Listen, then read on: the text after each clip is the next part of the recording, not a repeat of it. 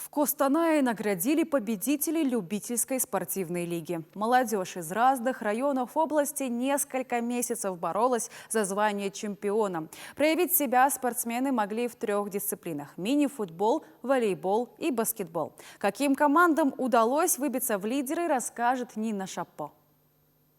Напряженная борьба за победу, накал страстей на трибунах и игры на пределе своих возможностей. Спортсмены-любители из разных уголков области собрались в Костанае для того, чтобы получить заслуженные награды. Иван Анисов стал лучшим бомбардиром. Он работает учителем физической культуры в Рудном. Есть в их команде и медики, и шахтеры. Играют в мини-футбол они уже 12 лет. И вот впервые им представилась такая возможность проявить себя.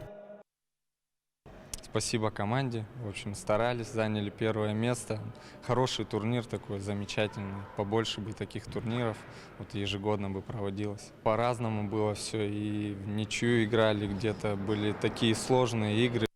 Спортивная лига проводилась в рамках проекта молодежного ресурсного центра. Организаторам удалось пробудить командный дух и сплотить коллективы из разных городов и сел. Было предложено изначально запустить футбольную лигу, потом команды уже поступали по мере распространения рекламы, информации начали поступать предложения, мы расширили.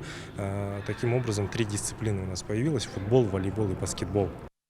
В первом сезоне набралось 32 команды для участия в турнире. Кстати, с парнями на равных боролись за победу и девушки. В следующем году, обещают организаторы, в соревнованиях примут участие и женские коллективы. Нина Шапо, Елена Досова, Информбюро, Костанай.